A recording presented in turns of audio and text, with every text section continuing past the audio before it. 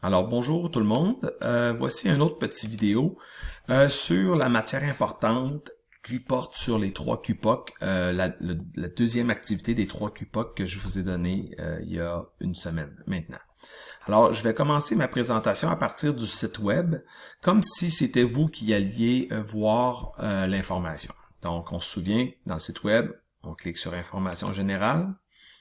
Et là, bon, c'était la semaine du 1er au 5 juin, OK, que j'ai donné cette activité-là.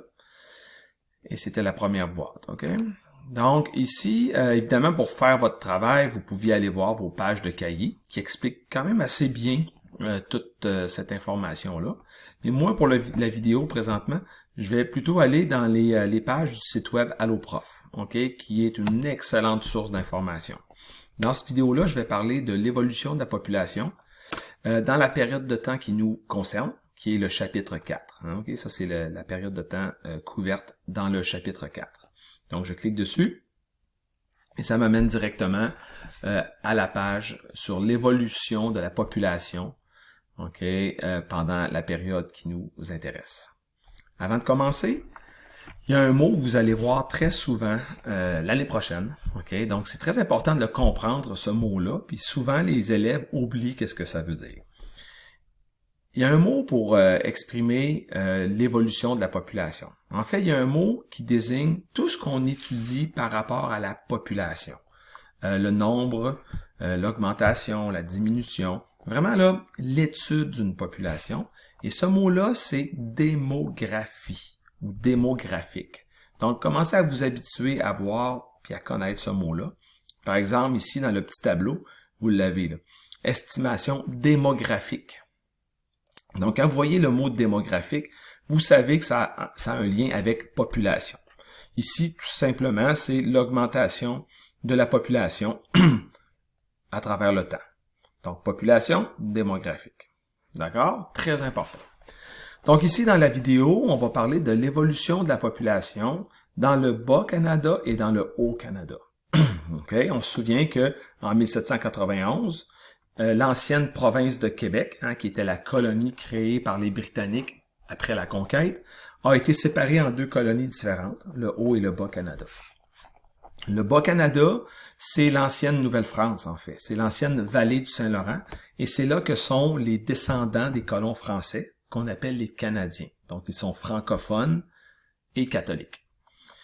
Comment est-ce que l'évolution de la population dans le Bas-Canada se fait? Eh bien, c'est surtout par l'accroissement naturel de la population. Donc, c'est important de comprendre ça. Dans le Bas-Canada, la population augmente rapidement et c'est principalement, surtout, grâce aux naissances, au fait que les familles font énormément d'enfants.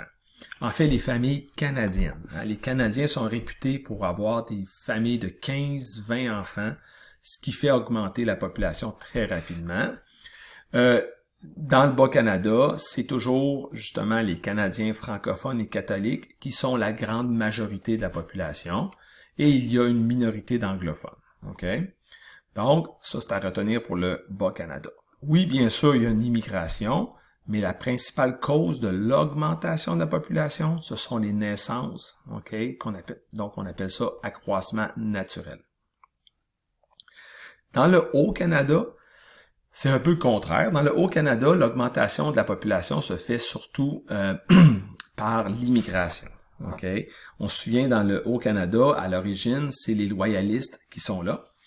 Okay? Ils ont leur colonie à eux.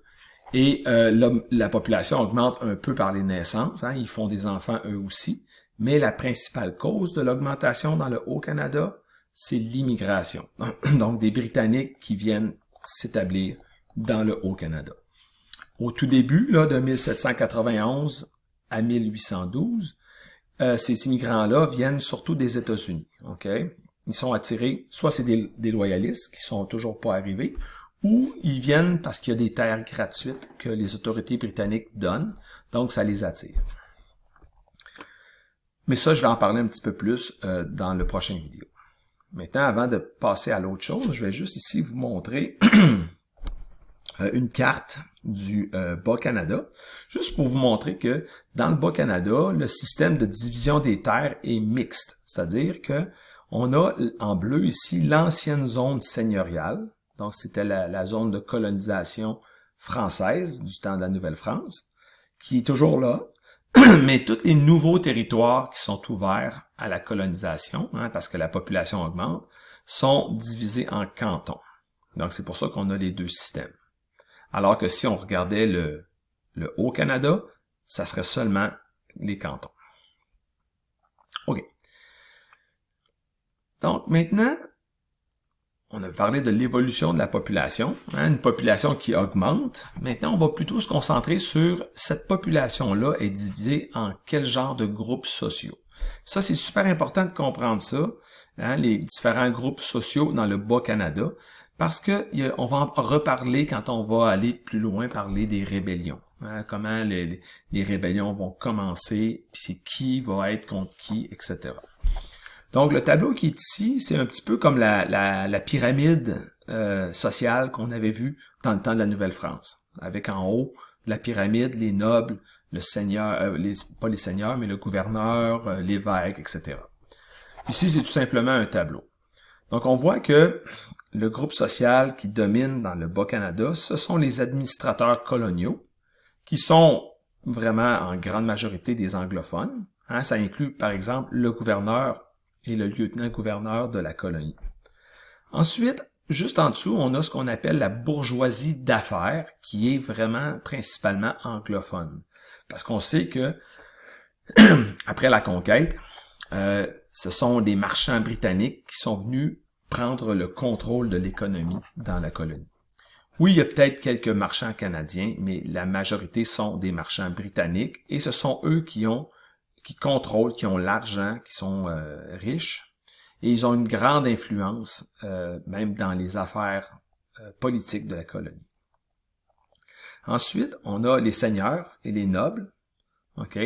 En fait, ce sont les seigneurs des seigneuries, il en reste encore, OK, qui sont là, qui sont quand même, ils ont une certaine influence sur la société. On a bien sûr, parce qu'on est dans le Bas-Canada, le clergé catholique. L'Église catholique est encore très, très présente. Donc, il y a une certaine influence. Et là, ici, on a un nouveau groupe social chez les Canadiens français, OK, qui n'existait pas avant, mais qui maintenant, de plus en plus, se montre présent dans la société.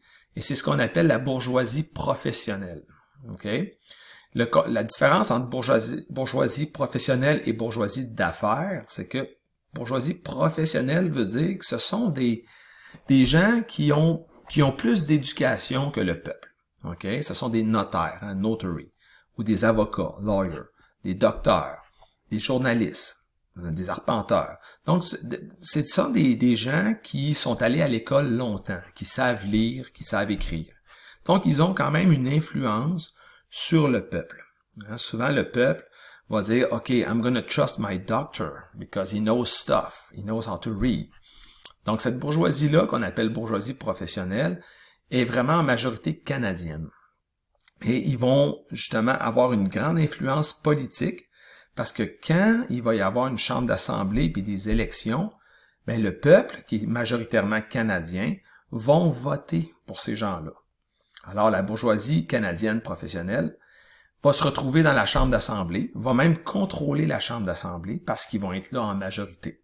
Alors que la bourgeoisie d'affaires anglophone va être aussi dans la chambre d'assemblée, mais en minorité.